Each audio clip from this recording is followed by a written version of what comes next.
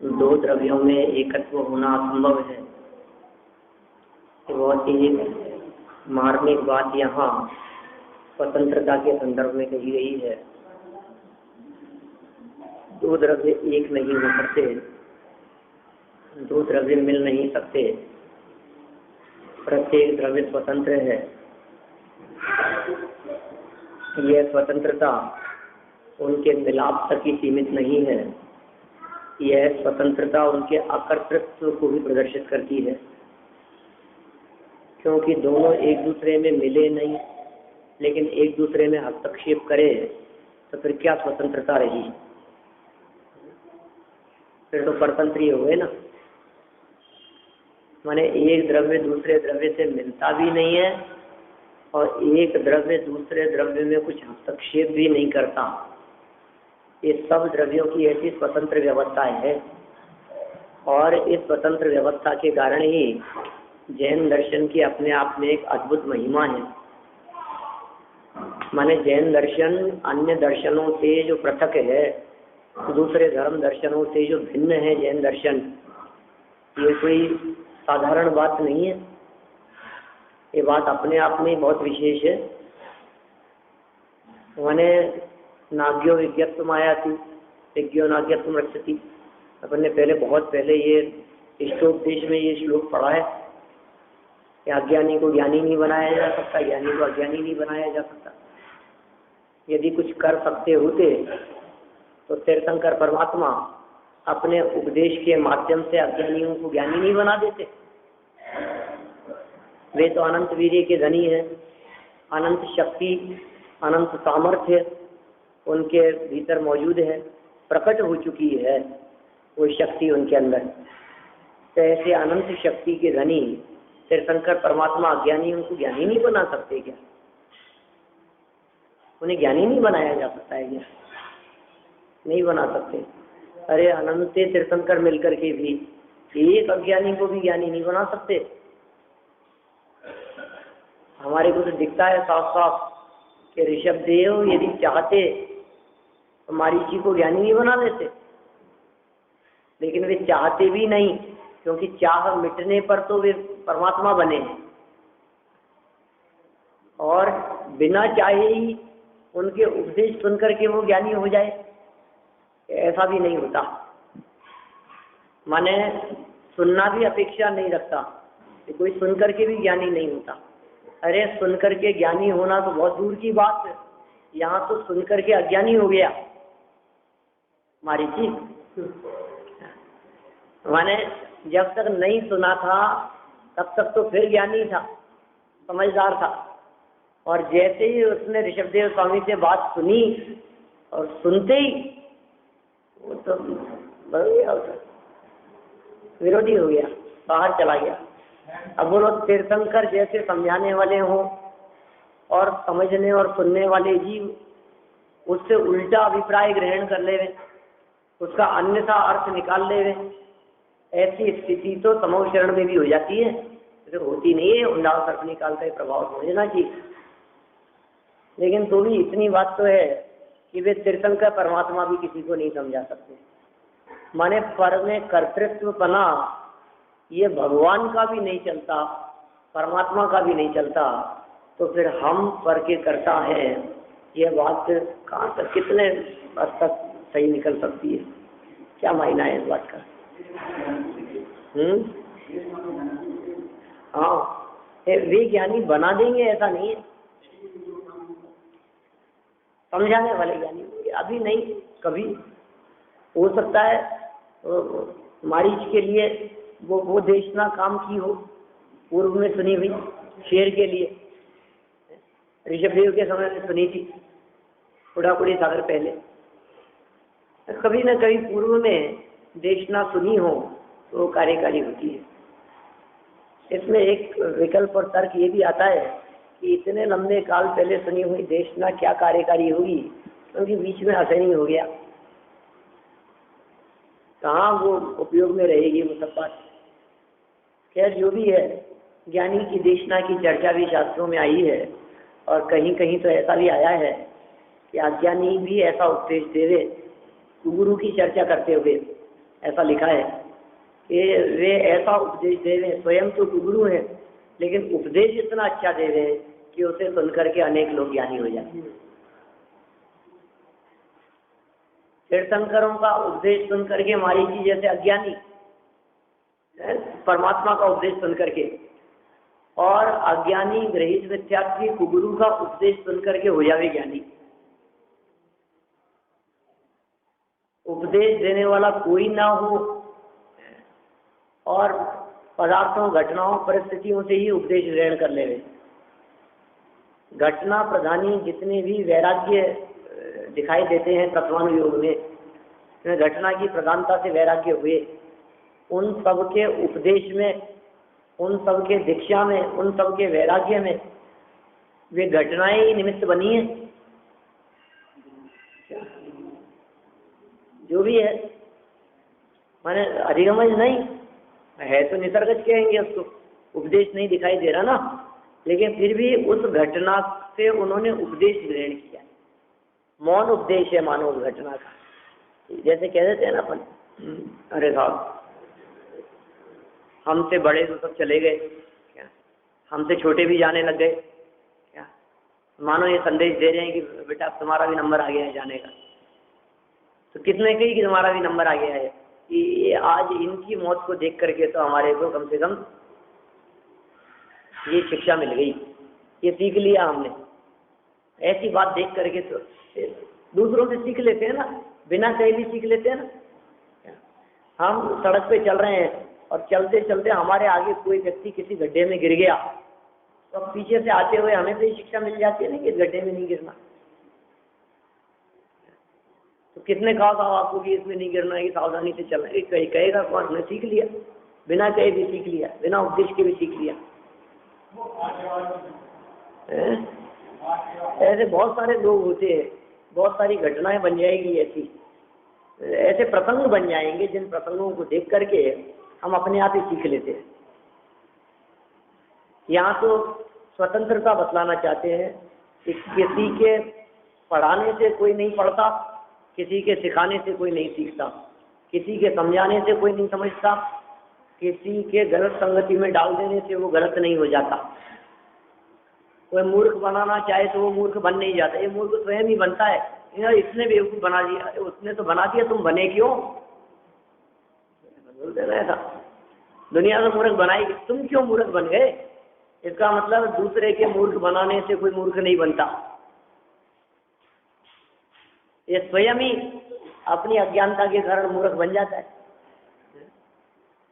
ये यहाँ दो द्रव्यों में जो एकत्व की बात कर रहे हैं, ये कह रहे हैं कि ये बात असंभव है, और जो दो द्रव्य बतला रहे हैं उन दो द्रव्यों में एक द्रव्य तो मैं स्वयं हूँ और दूसरा द्रव्य शरीर है। तो एक द्रव्य शरीर और दूसरा द्रव्य आत्मा, और कहा कि इन दो द्रव्यों में संबंध नहीं है। इसका मतलब शरीर आत्मा का कोई संबंध नहीं, शरीर आत्मा का संबंध नहीं है, इसका मतलब आत्मा का यह शरीर कोई संबंधी नहीं है, कोई संबंधी नहीं है। अब जब कोई संबंधी नहीं है तो फिर क्यों इसके चक्कर में अपना जीवन बर्बाद करें? ये साफ संबंध तो नहीं है, ठीक है ना, लेकिन एक अपने आप में एक शिष्टाचार, सभ्यता, मानवता भी कोई चीज होती है। अनजान व्यक्ति है कोई बात नहीं, लेकिन किसी की दुर्घटना हो गई तो ये जरूरी है कि हमारे संबंधी हो तो ये उनको बचाएं, तो ये उनकी सुरक्षा करें। संबंधी नहीं हो तो भी, संबंधी नहीं हो तो भी ध्यान रखा जाता है, लेकिन संबंधी जैसा नहीं, ठीक है ना। तो शरीर से आत्मा का संबंध नहीं है तो भी आप ध्यान तो रखें, पड़ोसी है, ठीक है ना। आप शरीर का ध्यान तो रखें, लेकिन इतना ध्यान न रखें कि स्वयं का ही ध्यान नहीं रहे। शरीर का ध्यान रखें, लेकिन इतना ध्यान न रखें कि स्वयं का ही ध्यान नहीं रहे। ऐसी बात नहीं है कि महामुनिराज शरीर का ध्यान नहीं रखते, मुनिराज भी शरीर का ध्यान रखते हैं। लेकिन कब ध्यान रखते हैं? अपना ध्यान छोड़कर नहीं। अपना ध्यान न रह पाए, अपने ध्यान में बाधा उत्पन्न हो तो कहते हैं कि यार थोड़ा इसको संभाल लेता हूँ, या अपने ध्यान में बाधा उत्पन्न कर रहा, बस कम। तो ऐसी स्वतंत्रता और स्वाधीनता की बातें ये यहाँ करना चाह रहे हैं। 200 नंबर का श्लोक है, कल हमने पढ़ लिया था, श्लोक भी पढ़ा था, पद्यानुवाद एक बार और पढ़ लेते हैं। 192 पेज है, फिर उसका अर्थ करेंगे। कोई द्रव्य भी अन्य द्रव्य से साथ नहीं करता है, इसी कर्मवश देहादि रूपी से तू कर रहा हूँ। यह मन तेरा रूप नहीं है, तू इसमें आसक्त मती, अतः हुआ तू भवन में छेदन वेदन से बहुत दुखी। क्या कह रहे हैं? यह प्रत्यक्ष देखा जाता है कि कोई गुणी अर्थात द्रव्य किसी अन्य द्रव्य के साथ एकत्व को प्राप्त नहीं होता। प्रत्यक्ष देखा जाता है, किसी का किसी के साथ में ऐसा एकत्वपना नहीं होता, एक में एकपना नहीं होता, कोई किसी में ऐसा मिक्सअप नहीं हो जाता। यह प्रत्यक्ष देखा जाता है कि कोई गुणी, गुणी माने द्रव्य, गुणी माने गुणवान, गुणी माने गुण समुदाय, ठीक है ना। कि कोई गुणी अर्थात द्रव्य किसी दूसरे गुणी के साथ में, दूसरे द्रव्य के साथ में एकत्व को प्राप्त नहीं होता। फिर भी तू कर्मोदय के योगवश रूपी पदार्थों में ममत्व करता है। फिर भी क्या करता है? कर्मोदय के योगवश रूपी पदार्थों में ममत्व करता है। रूपी में तो ममत्व होता नहीं। माने देखो, स्त्री पुत्रादि के प्रति भी जो ममत्व है, वास्तव में उनकी देह के प्रति ममत्व है, उनसे तो क्या ममत्व है, ठीक है ना। यदि उनसे ममत्व हो वास्तव में, और वे देह छोड़ने के बाद में लौट करके आ जाए, तो उनको तो भगाता है, कीलित करवाता है। मान लो हमें किससे ममत्व है? बोलो, शरीर से है, इस शरीर के अंदर जो आत्मा है उससे ममत्व है? पत्नी की, बच्चों की, माता पिता की, भाई बहन की, शरीर से ममत्व है ना। हम जब शरीर से ममत्व है तो शरीर तो जड़ है, अचेतन। शरीर से ममत्व है तो शरीर तो यही पड़ा है ना। अब क्या हो गया? अब आप कहते हैं कि उसकी आत्मा से ममत्व है। नहीं नहीं साहब, हमारा जो प्रेम है वो ये दैहिक नहीं है। क्या ये हमारा जो प्रेम है वो तो आत्मीय प्रेम है, आत्मिक संबंध बोलते हैं ना, आत्मीय संबंध अंदर से है। तो आत्मीय संबंध है। तो ये अभी चले जाएं और इनको ले जाकर के आप शमशान में इनके शरीर को जलाओ, और उसके बाद में आकर के आपको बार बार में दिखने लगे, तो आप किसके पास में जाओगे? भूत दिखता है हमारे को, डर लगता है। हम तो अकेले सीढ़ियाँ नहीं चढ़ सकते। क्यों? वो वापस आ गए। अरे तुम तो इतना चाहते थे उनको, वे वापस आ गए तो अच्छी बात है ना। कि नहीं नहीं, इनको तो कीलित करवाओ, अब नहीं दिखने चाहिए हमारे को। कोई मंत्र का जाप करेगा, यदि वो दिखाएगा, कहीं चूना टोटका करेगा, नहीं नहीं चाहिए। तो किससे प्रीति करता है? जिनसे प्रीति दिखाई देती है वे सब उद्गल है, वे सब मूर्तिक है, वे सभी रूपी है। देखिए, कर्मोदय के योगवश रूपी पदार्थों में ममत्व कर सच में हमारे जितना पूरी जिंदगी धोखे में जा रही, गलत फहमी में निकल रही। गलती से और गलत से नहीं काम हो रहा है।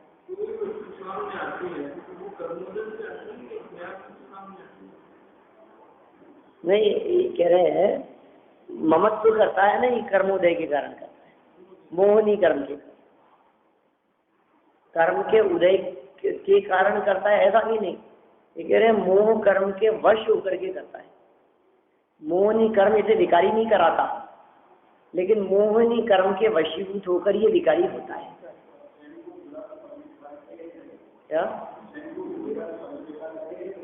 ऐसा ही देखिए, अब कह रहे हैं तू जिन शरीर आदि पदार्थों में आसक्त होकर उनमें एकत्व बुद्धि कर रहा है, ये पुद्गल है। तो जिनमें एकत्व ममत्व कर रहा है ना, जिन शरीर आदि में, उनमें आसक्त होकर के, वे तो सब पुद्गल है, वे तुझ रूप नहीं होते। माने वो पुद्गल चेतन रूप नहीं होता, और तू निर्बुद्धि होता हुआ व्यर्थ ही एकत्व मानता है। वो तेरे रूप होते नहीं है, तू उन रूप होता नहीं है, तू बिना बुद्धि के ही उनमें एकत्व बना कर रहा है। तो ऐसा समझता है कि नहीं राम है तो मेरे ही। इस अभेद बुद्धि से उनमें आसक्त होकर तू भव वन में बहुत दुखी होगा, छेदा जाएगा, भेदा जाएगा, भव भव में दुख भोगेगा। इसलिए देहादिक से स्नेह छोड़। क्या कह रहे हैं? इसलिए शरीर आदि के प्रति स्नेह छोड़, क्योंकि शरीर के प्रति आसक्ति तुझे भव भव में दुख उपजाएगी, और उन दुखों को तुझे स्वयं को ही भोगना पड़ेगा। देहादि के प्रति स्नेह छोड़ दे, ये तेरे दुख का कारण। इनमें आसक्त मत हो, ठीक है? भावार्थ देखिए, रूपी पदार्थ के सब परमाणु भी भिन्न भिन्न है। रूपी पदार्थ के सब परमाणु भिन्न भिन्न है। अब देखिए, रूपी और अरूपी ये दो द्रव्य, कल 6 द्रव्यों की बात की थी ना। पूरे के पूरे 6 द्रव्य 2 भागों में विभाजित है। 6 द्रव्य के नाम याद है? भूल गए? याद है? कौन से भाव ये बता सकते हैं? जीव, पुद्गल, धर्म, अधर्म, आकाशकांत, 6 द्रव्य हैं। इन 6 में से 5 ऐसे हैं जो अमूर्तिक है, और एक है जो मूर्तिक है। मूर्तिक का मतलब होता है जो दिखाई दे। मूर्तिक माने है रूपी, मूर्तिक माने है पुद्गल। हाँ, तो 6 में से 5 ऐसे हैं जो दिखते नहीं। जीव नहीं दिखता। कोई व्यक्ति हमारे बराबर में बैठा हो और बैठे बैठे ही उसके प्राण निकल जाएं, तो आप देखते ही रह जाते हैं कि क्या हो गया, क्या हो गया। क्यों? आपने देखा नहीं निकल करके जाते हुए? निकल करके जाते हुए देखा नहीं क्या? निकल के जाते हुए कैसे देखे? तो दिखता ही नहीं है। माने वो जो जीव है, वो जो आत्मा है, वो दिखती नहीं है, वो अमूर्तिक है। वो कब चला जाए इस बात का पता नहीं है, और दिखाई भी नहीं देती। धर्म द्रव्य चलने में सहयोगी है लेकिन दिखता नहीं है। अधर्म द्रव्य रुकने में सहयोगी है लेकिन अमूर्तिक है। आकाश द्रव्य भी अमूर्तिक है और काल भी अमूर्तिक है। तो मूर्तिक कौन है? दिखने वाला द्रव्य कौन है? कि दिखने वाला द्रव्य पुद्गल है। अब ये कह रहे हैं एक तो जीव तो है नहीं दिखने वाला, और पुद्गल है दिखने वाला। इन दोनों का आपस में एकत्व नहीं हो सकता, माने बंधन नहीं हो सकता। जीव से पुद्गल का एकत्व नहीं होगा, पुद्गल से जीव का नहीं होगा। दोनों एक में नहीं होंगे, दोनों बंध नहीं सकते, दोनों मिल नहीं सकते, क्योंकि दोनों की जाति ही अलग अलग है। अब देखिए, इसमें अपने को ऐसा लगता है कि साहब आगे बंधता तो है ये जीव कर्मों से। तो कहा नहीं, रमन जी ने कहा है कि कर्मों से कर्म ही बंधते हैं, कर्मों से जीव नहीं बनता। क्या मतलब? ये ऐसा उदाहरण दिया कि रस्सी से रस्सी ही बंधती है। हमने कहा गाय को रस्सी से बांध दो, तो गाय को रस्सी से बांधा तो गाय को रस्सी से बांधा कि रस्सी को रस्सी से बांधा है? गाय तो बीच है, गाय की गर्दन में रस्सी घुमाई है? और गर्दन में रस्सी घुमाकर वो जो रस्सी का जो एक छोर था उसे रस्सी के दूसरे छोर से बांध दिया। किससे किसको बांधा? रस्सी से रस्सी को बांधा है। और कहा क्या हमने? गाय को बांध दिया। गाय तो बंध ही नहीं सकती, गाय की गर्दन से रस्सी कैसे बंध सकती है? क्या किससे कौन बंधेगा? तो ऐसे ही कह रहे हैं मूर्तिक से मूर्तिक बंधता है, या मूर्तिक आत्मा मूर्तिक से नहीं बन सकता, अमूर्तिक का मूर्तिक से एकत्व नहीं हो सकता। तो चलो साहब ये बात तो समझ में आ गई।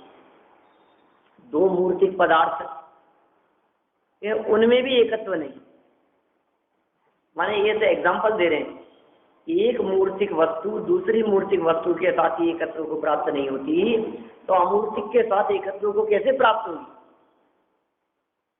समझ में आ रही है? कुछ बात थोड़ी कठिन तो नहीं है, ठीक है ना, लेकिन ये न्याय की शैली है इसी प्रकार की।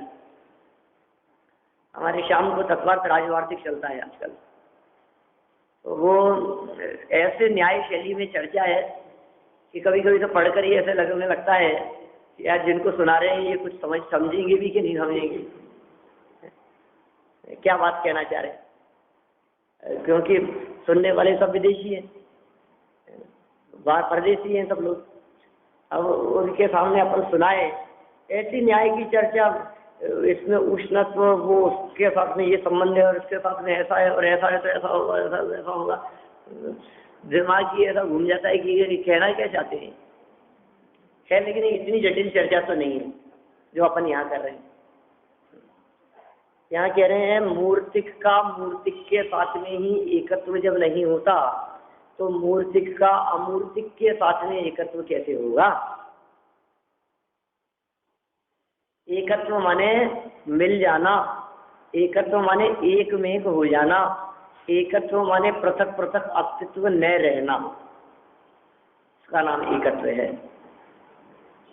देखिए, रूपी पदार्थ के सब परमाणु भी भिन्न भिन्न हैं, माने शरीर का प्रत्येक परमाणु भिन्न भिन्न है। अब ऐसे लगाओ, हमारा शरीर है, तब ये कह रहे हैं रूपी पदार्थ के प्रत्येक परमाणु भिन्न भिन्न है। इसका मतलब क्या हुआ कि शरीर का प्रत्येक परमाणु, पूरा शरीर नहीं, पूरे शरीर में तो अनंत परमाणु है, शरीर के अनंत परमाणु, इनमें से हर परमाणु दूसरे परमाणु से भिन्न है, स्वतंत्र परिवर्तित होता है, स्वतंत्र परिणमन करता है। एक परमाणु दूसरे परमाणु की अपेक्षा नहीं रखता, क्योंकि यदि अपेक्षा रखने लगे तो फिर ये परिणमन स्वतंत्र नहीं दिखाई दे। एक नाखून ज्यादा कट जाता है, एक नाखून टूट जाता है, एक नाखून अधिक लंबा बड़ा रहता है, एक नाखून में निशान पड़ जाता है, बोलो आप, सब अलग अलग। एक बाल काला रहता है, दूसरा सफेद हो जाता है, एक आधा सफेद हो जाता है, एक आधे से ज्यादा सफेद हो जाता है, एक आधे से ज्यादा काला रहता है। हर बाल का परिणमन स्वतंत्र है।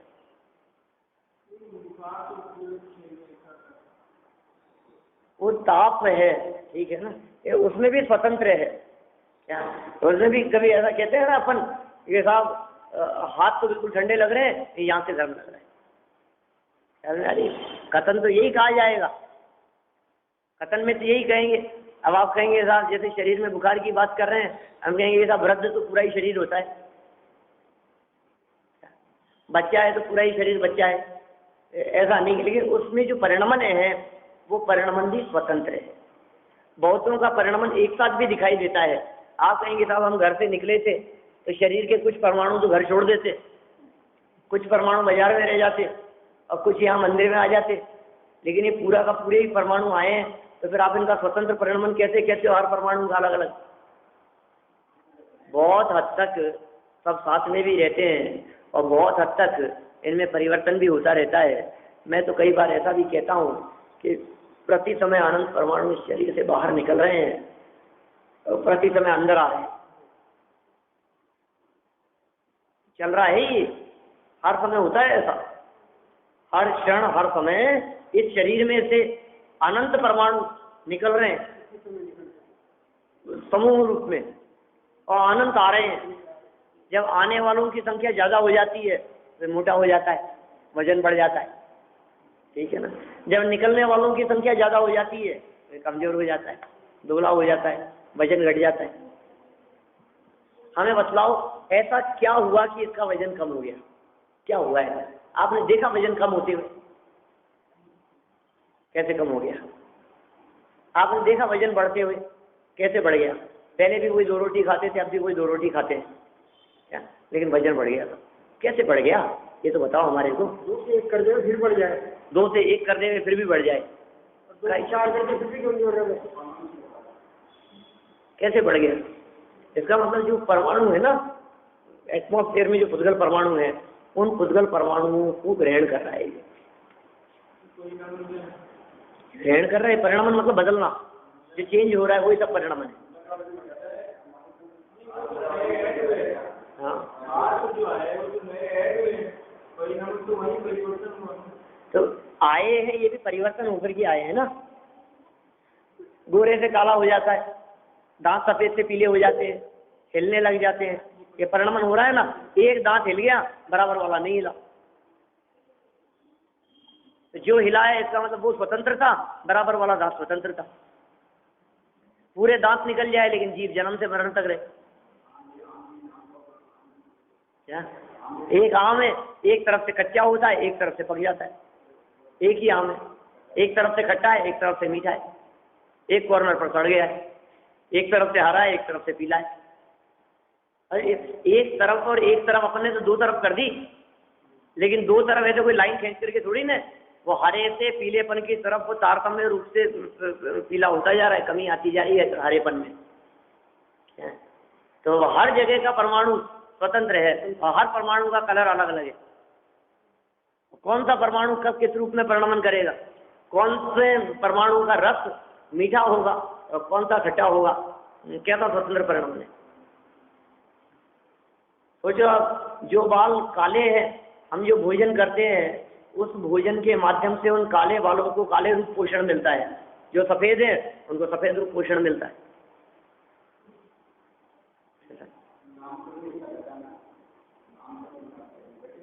सारे स्वतंत्र, ये सब स्वतंत्रता बतला रहे हैं हर वस्तु का परिणाम। अभी कह रहे हैं इधर वाला इधर को कुछ नहीं कर सकता। इस पैर में यदि दर्द है और ये सही है तो सही पैर वाला इस दर्द वाले को सही नहीं कर सकता। एक आंख में प्रॉब्लम है तो दूसरी आंख उसका काम नहीं करेगी, या वो उसको सही नहीं करेगी, या वो उसको खराब कर देगी, ऐसा नहीं है। कितना पूरे शरीर में ही हर अंग, हर पार्ट, अंश अंश, ये प्रत्येक पुद्गल का परमाणु स्वतंत्र परिणमन करता है। एक द्रव्य दूसरे द्रव्य का कर्ता धर्ता नहीं है और सबका परिणमन स्वतंत्र है। यह बात शरीर के प्रत्येक परमाणु पर भी लागू होती है। अने शरीर में अनंतानंत पुद्गल परमाणु हैं और अनंतानंत पुद्गल परमाणु में प्रत्येक पुद्गल परमाणु का परिणमन अपनी स्वतंत्र योग्यता से होता है। तो कह रहे हैं जब एक पुद्गल परमाणु दूसरे पुद्गल परमाणु का कर्ता नहीं है, मूर्तिक मूर्तिक का कर्ता नहीं है, तो फिर मूर्तिक अमूर्तिक का कर्ता कैसे हो सकता है? तो आत्मा का कर्ता धर्ता कैसे होगा?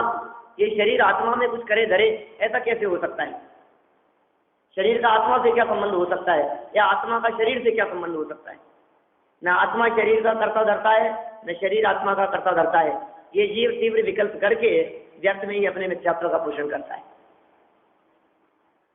ये इसकी बहुत बड़ी भूल है, इसी को मिथ्यात्व कहा गया है। देखिए रूपी पदार्थ के सब परमाणु भिन्न भिन्न है। ये लाइन पढ़ रहे हैं यहाँ पर, पहली लाइन है 193 पेज की पहली लाइन। रूपी पदार्थ के, रूपी पदार्थ वास्तव में तो वो पदार्थ ही न्यारे न्यारे हैं। हम जिन्हें एक पदार्थ कह रहे हैं वो एक पदार्थ ही नहीं। ये शरीर एक पदार्थ नहीं है, ये शरीर अनंत पदार्थ है। हर परमाणु ही न्यारा न्यारा है ना। नाखून काट करके अलग कर दिया, अब कहाँ है वो लोग, क्या कर रहा है वो? बाल कट करके अलग हो गए तो कहाँ चले गए वो? उनका परिणाम अलग हो रहा है, भिन्न हो गया। कभी भोजन किया हमने, भोजन करके भी शरीर रूप हो जाता है, दस्त लगते हैं तो शरीर से निकल जाता है, कभी पसीने के रूप में निकल जाता है, कभी वोमिटिंग के रूप में निकल जाता है।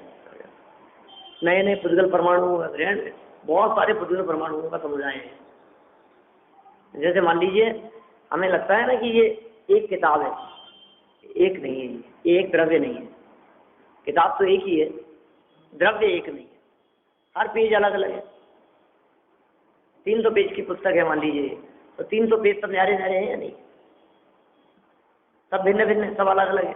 अब यदि ये 300 पेज अलग अलग हैं, सबके सब भिन्न भिन्न है, इनमें भी प्रत्येक अक्षर अलग अलग है, प्रत्येक पेज का अंश अंश अलग अलग है, परमाणु परमाणु होकर ये बिखर जाता है, फैल जाता है, फिर एकत्रित हो जाता है, ऐसा चलता रहता है।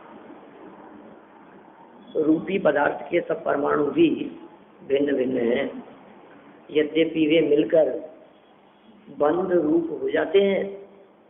ये पुद्गल परमाणु मिलकर के बंद रूप हो जाएंगे, जोड़ दिया हमें, जुड़ जाएंगे, तथापि न्यारे न्यारे रहते हैं। मिलकर के एक में हो जाते हुए भी वे न्यारे न्यारे रहते हैं, अलग अलग रहते हैं। परंतु तू तो अमूर्तिक पदार्थ है, ये तुझसे कैसे मिलेंगे, इसलिए इनसे राग छोड़। जितने मूर्तिक दिखते हैं, ये सब मूर्तिक पदार्थ भी जब एक दूसरे से मिलने पर भी, एक दूसरे से चिपक जाने पर, बंध जाने पर भी अलग अलग रहते हैं, तो अमूर्तिक से तो एक में एक भी नहीं होते, तो इनसे राग क्यों करता है? तो इनके प्रति राग छोड़, ऐसी बात कह रहे हैं। ये जैन दर्शन ये स्वतंत्रता का प्रतिपादन करता है, ये वस्तु स्वतंत्रता को बतलाने वाला है जैन दर्शन। तो देखिए आप आगे बढ़ते हैं।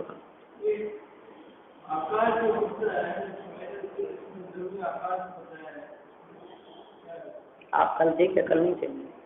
कल नहीं थे? कल मैंने इन सब 6 द्रव्यों के बारे में चर्चा की थी। ये जो दिखता है ये आकाश नहीं है, इसको आकाश लोक व्यवहार में भले ही कहो, लेकिन ये आकाश द्रव्य नहीं है, ठीक है ना? क्योंकि आकाश द्रव्य तो अमूर्तिक है, अरूपी है, दिखाई नहीं देता है, चक्षु से दिखाई नहीं देगा, स्पर्श गंध वर्ण से रहित है। जिसमें वर्ण दिखाई दे रहा है वो नियम से पुद्गल है। तो बादल बादल है और कुछ नहीं है।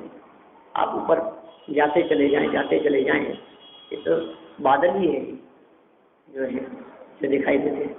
आपको लगता है कि नहीं साहब बादल तो नहीं है, आसमान बिल्कुल साफ है।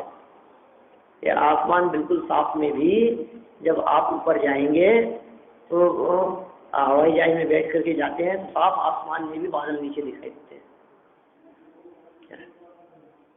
साफ आसमान में भी।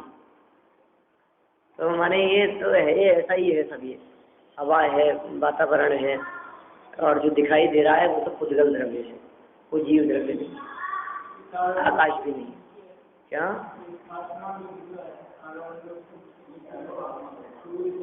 ये सब इसके ऊपर है, इन सब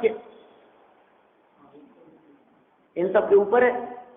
सूर्यमंडल जो है, ज्योतिष लोक जो है, उससे ऊपर भी है। क्षेत्र पे कोई स्पेस की कमी थोड़ी ना है, तो अनंत है। और ये सब मध्य लोक में ही है, सूर्य चंद्र आदि दिखाई देने वाला पुद्गल है। बस एक बात है, जो दिखाई देता है वो पुद्गल है, इतनी बात मान लीजिए।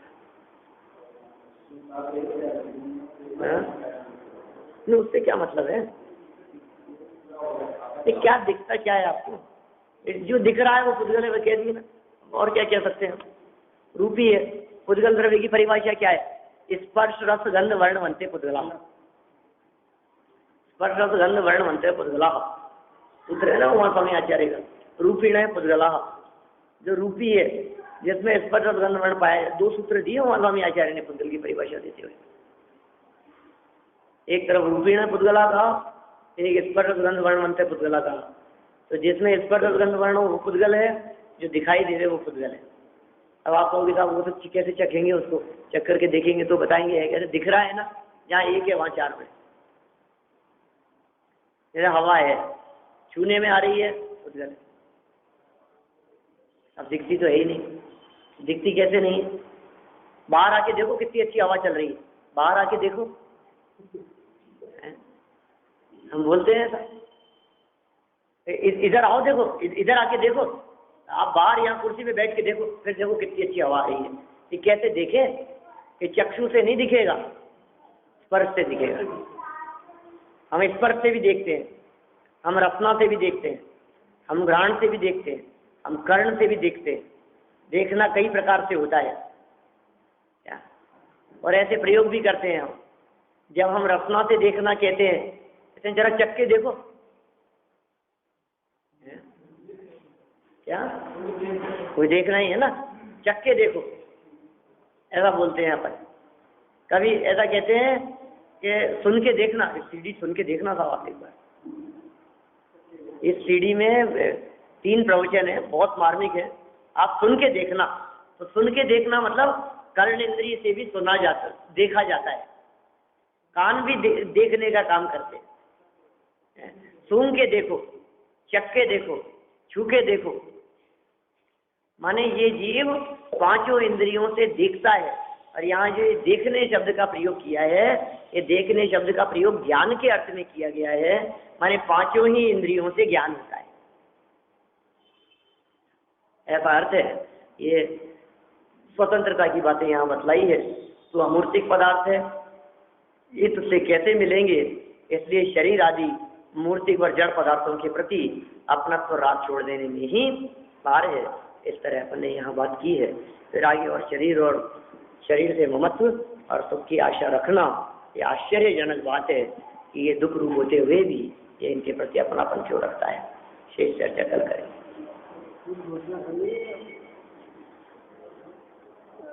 मतलब क्या है कि अभी 19 तारीख संडे, सबका मानस ऐसा बन रहा है कि कहीं बाहर चला जाए एक दिन के लिए। तो प्रातः यहाँ से निकलें और शाम तक, रात तक लौट करके आए। तो अभी इस संदर्भ में 2-3 ऑप्शन थे, आप सब लोगों से राय ले रहे हैं कि क्या करें। और वो 2-3 ऑप्शन में से वो 2-3 तो सब निकल गए, एक ही बच गया, विराटनगर का। ठीक है ना, क्योंकि बाकी सब तरफ जो है वो रास्ते वगैरह बहुत खराब है ना, सड़कें बराबर नहीं है, तो परेशानी, और सिंगल रोड है। तो ये विराटनगर चलने का विचार है। प्रातः निकलें और वहाँ आसपास के मंदिरों के दर्शन करें, और भी जो भी है थानागाजी वगैरह और जो क्षेत्र हैं। तो ये अम्मा जी बतला रहे हैं कि कोई मंदिर अच्छा बना है, कि कुछ प्रतिमाएं वगैरह अच्छे दर्शन है, नई प्रतिमाएं भी विराजमान हुई है, 70-80 नई प्रतिमाएं। हाँ, तो अब उसमें क्या रहा है, दूसरा ऑप्शन ये है कि कहीं न चला जाए और यहीं जयपुर लोकल में ही आमेर या चूड़गिरी ऐसे किसी क्षेत्र के बारे में सुबह यहाँ से जाएं और दिन भर का अपन कार्यक्रम रहे, भक्ति पूजन विधान, ठीक है ना, जो भी कार्यक्रम धार्मिक गेम्स वगैरह, और फिर शाम तक भोजन के बाद लौट आए। तो इनमें आप लोगों की जैसी भी राय हो, क्योंकि समय कम है, आज 16 तारीख हो गई है, 2 दिन बीच में है, 19 को चलना है। तो जैसा आप लोग कहें तो उस अनुसार फिर बस की व्यवस्था की जाए।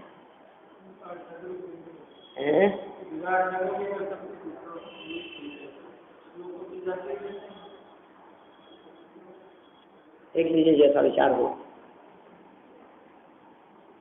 अब सब लोग मौन रहेंगे तो फिर क्या होगा।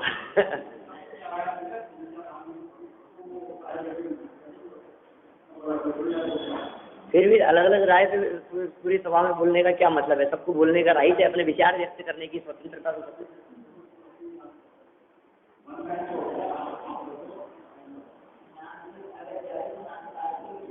हाँ, ये फिर जाने का विचार हो तो फिर नाम आते नहीं, क्योंकि उसके लिए बस करनी पड़ेगी। मतलब एक दिन के लिए जाएं, चाहे नाइट स्टे करके आए, बस का चार्ज तो उतना ही लगता है। बस का आदमी का जाना आना,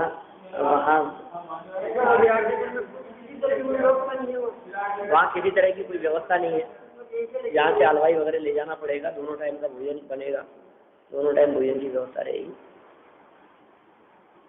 जो भी है, किसी को कोई और ऐसे सामूहिक बोलने का विचार नहीं हो, अपन निर्माणी स्तुति के बाद में और 2-5 मिनट में उस बात को नक्की कर लेते हैं।